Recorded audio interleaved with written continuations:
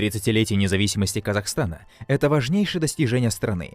Однако становлению независимого Казахстана предшествовала целая эпоха, берущая свое начало еще с далекой древности. После смерти Чингисхана Монгольская империя разделилась на 4 части. Внуку великого монгольского хана Бату были переданы земли, позже ставшие Золотой Ордой. Впервые название «Золотая Орда» появляется в русских летописях 1556 года, уже после ее фактического распада. До этого Золотая Орда называлась Улус-Джучи в честь отца Бату, который умер раньше Чингисхана. Золотая Орда была самым крупным государством Центральной Азии с 13 по 15 век. Ее владения простирались от территории современной Украины на западе до Алтая на востоке, а от Руси на севере и до территории современного Туркменистана на юге. Все государства, находившиеся на этой территории, выплачивали дань Золотой Орде в размере 10%.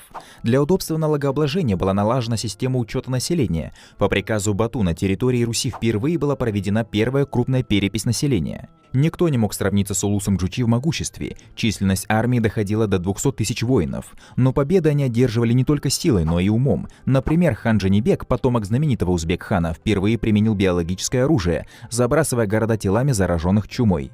Легендарный узбек-хан, при котором Золотая Орда достигла пика своего развития, много внимания уделял торговле. При нем Орда вела торговые отношения с Западной Европой, Малой Азией, Египтом, Индией и Китаем. Через территорию Золотой Орды проходил Великий Шелковый путь. Для удобства торговли и сбора налогов было введено денежное дело и чеканка одинаковых по форме, весу и внешнему виду монет. Национальная валюта Казахстана тенге берет свое начало из золотоордынской валюты данг. Именно отсюда и пошло русское слово «деньги». Золотая Орда оставила свой след в мировой культуре, в том числе и в культуре Казахстана. Именно в эпоху Золотой Орды на свет появились героические казахские эпосы Ер-Едыге и сказания о 40 богатырях, а также легенда Аксак-Кулан, в которой описывается смерть хана Джучи и появление Домбры в том виде, какая она сейчас.